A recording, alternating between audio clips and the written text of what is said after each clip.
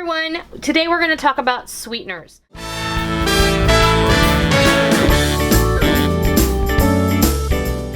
Many of you know that since the beginning of the year, we've been presenting recipes that are low carb or keto friendly, sugar free, and all that good stuff. We are doing this to be healthier, to live a healthier life. We are not doing it for any other reason. I've had a lot of people ask me if we're doing this for weight loss reasons and how much have you lost, and the answer is we're not doing this to lose weight. We're doing this to get healthy, and if we lose weight, that's just a great bonus. We've visited with a nutritionist and we are being monitored, and this is only to get healthy. We are not interested in, in losing weight, but if that is a residual effect, that's fantastic. In order to do that, we have cut sugar from our diet in the best way that we can. I'm not saying that we have gone 100% because we've slipped, we've had days out, we've had a recent death in our family, and that did cause us to spend about a week where we were just not worrying about that thing. And so we're just being a lot more mindful. And in order to do that, we have to make better choices or different choices. And sweetener is one of those things. Now, many of you have been with me for a long time, used to hear me talk about how I am completely against artificial sweeteners, 100%. And that still is very much the case. But I also am a very avid researcher, and I do a lot of reading, and I love science. So before I started using any of these things, I started to research all about them, because I am completely against aspartame, otherwise known and sold under the commercial brand Equal. You will never see that in any of my videos. I will never advocate the use of it because, in my opinion, it is pure poison. But the sweeteners I'm going to share with you today, consumed in moderation, are not bad for you, and they can help you from feeling like you're living in a food prison, and it's going to make life a little more enjoyable. Now, what you see before you are options. Most of these are erythritol. This is erythritol. I poured all of these out for you so you can see. This is the Splenda Naturals. Recently, we've discovered this stuff in the bag says it's made from organic maltodextrin and stevia, but this little container says that it's made from erythritol and stevia extract. I don't know what's going on there. I'm gonna have to contact the Splenda people and ask, but I'm going to explain to you the difference between the Splenda and the erythritol. Both of these things, in my opinion, are acceptable. They're both derived from sugar alcohols. The Splenda, or the sucralose, is derived in a little bit of a different way from the erythritol, but they're both good for you, meaning to say they're not going to harm you unless you overindulge in them, which could give you digestive distress, and that's not what anybody wants. Yeah. But this is what the commercial brand Splenda Naturals looks like. This is good for baking, or for anything. You want to put it in your coffee. I do not personally like stevia at all by itself, because I feel like it has a really gross aftertaste, and that's just me. Everybody is different. They're going to taste different things different ways. For me, pure stevia extract is very unpleasant. This is erythritol, and it looks like sugar. It tastes like sugar, and you can cook with it just like all these, cup for cup, like sugar. This is the brand of erythritol I purchased off of Amazon. This is an organic brand. I like it. It's not overly expensive, and it's easily accessible, and it comes to your house in a couple of days. Literally, I bought this bag 2 months ago.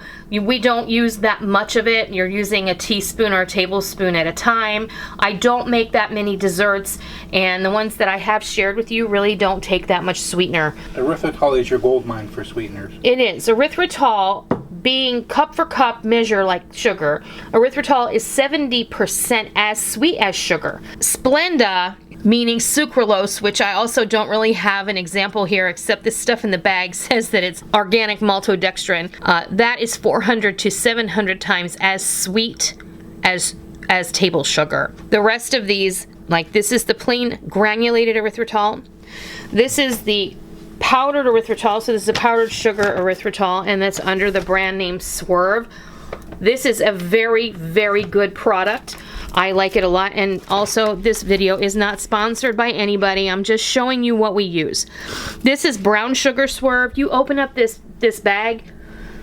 I dare you to tell the difference between regular brown sugar and this Swerve brown sugar, which is erythritol. It tastes like brown sugar, it smells like brown sugar, and it works just like brown sugar cup for cup in your recipes. Other options that we have tried in our house, like this is pure stevia extract straight from the health food store. Ew. I just don't like it. But, and this is a Splenda version of stevia, liquid stevia. Again, it has an odd back taste for me, but it may not for you. And if it's something you enjoy, then that's what you should use to get you through the day. Stevia, of course, is derived from a plant, and it does go through a distillation process in order to make it into a sweetener. And stevia is several hundred times sweeter than regular cane sugar. As I said, the sucralose 400 to 700 times sweeter than regular sugar. The erythritol is only 70% as sweet as regular cane sugar. So that being said, if you like things a little bit sweeter, after you make a recipe with the erythritol, you can always, the next time you make it, bump it up with a few drops of liquid stevia. That way it will bring it up to the flavor and sweetness level of regular sugar. Now, I'll say the only thing I don't get a back taste from is the erythritol. I don't. I get a back taste from this, and this. But from these three, I do not. They're delicious. And when you put them in recipes, you really can't tell. So when you buy things off the shelf that say they're sugar-free, 90% of the time they're going to be sweetened with sucralose or Splenda. Sometimes they're going to be sweetened with maltodextrin. In some cases, they're going to be sweetened with aspartame, which is equal.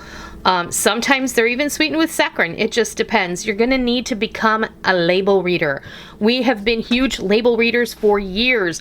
When my girls wanted something when they were younger, the first thing we would do was flip over the package, read the label, what's inside. And then they knew there were certain things that I would never buy.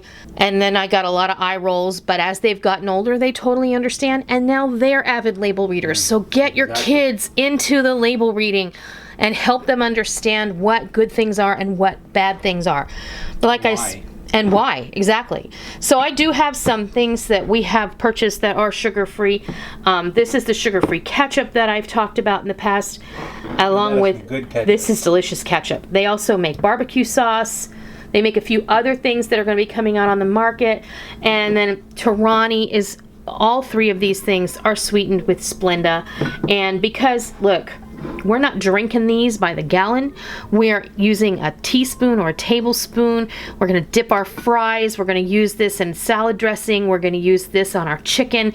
We're not consuming gobs and gobs of it. So, you know, this in moderation is going to help you get through the day. If you are just starting on a healthier path and you want to cut sugar, it's an easy thing to do, especially with the options we have available to us today. When I was a kid, you had this stuff in the little pink packet. That's pretty much it. And if you're diabetic, this is what you need right here. Exactly. If you want sweet stuff. Right. And you don't have to feel like you live in a food prison if you've just been diagnosed with that. Options. There are lots of options available to you. And you just want to make sure that you understand how each of these sweeteners works. Erythritol does not spike your blood sugar, and it helps you maintain a healthier glucose level. Sucralose doesn't spike your blood sugar as badly as other things, such as maltitol is very bad. Maltitol will spike your blood sugar in a bad way if you have a glucose issue. They put maltitol in certain brands of sugar-free products, and a lot of the time it's candy. Sugar-free or diabetic labeled candy is sweetened with maltitol, and that can actually cause your blood sugar to spike, and that's not what you want. So make sure you learn, you read, you understand, and you research, and you use what's best for yourself. Let's say you've decided you're going to make your Kool-Aid. Because if you're on a sugar-free path, then you're not drinking fruit juice either. So sometimes we make up some orange Kool-Aid.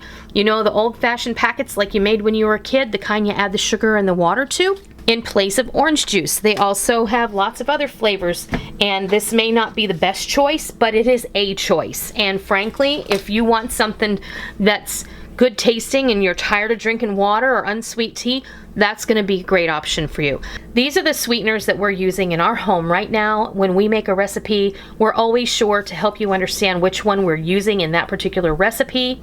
All of these that you see in front of you can be used in baked or cooked applications, and they're not going to be a problem. So I say go for it. Give it a try. I'll leave links down below to all of these things that you see in front of you if you want to try them out and help you kind of go down a sugar-free path. I think that it's just helpful. I had a lot of people asking me questions, so that's why we've decided to do this video. So I hope this has been helpful. If it was, please consider giving me a thumbs up. And if you're new to my kitchen and you wandered on over to see what was what and learn all about these sweeteners that we're using, please be sure and hit that subscribe button. And as always, if you are a tried and true member of the Noreen's Kitchen family, be sure and hit the bell notification button so that when we upload a new video, you will receive a push notification on your smart device or an email in your inbox letting you know that we did, because we don't want any of you to miss out on all the real food for real people, real easy recipes that we present all the time right here on our YouTube channel and straight from our kitchen. I do want to address something else. I have had a lot of people ask me, so are you only going to be doing diet food now? And the answer is no. We're just doing this now in our home, and we present what we eat. We're presenting what we're making. We're not going to be making something that we don't eat. Everyone in our house is eating the things that I am sharing with you from the beginning of the year, and that is just the way it is. So don't feel like I'm totally giving up on the comfort food and all of that. Regardless, if I've presented a recipe that says it's sugar-free or low-carb or keto-friendly, it doesn't stop it from being delicious, and it's still going to be great regardless of if you're on that diet or not. We're just providing more options. Right, we're giving you more options. So I hope you enjoyed this presentation. I hope it helps you understand a little bit better about these sweeteners. And I hope that you'll give them a try, and I hope that you love them. And until next time, I'll see ya.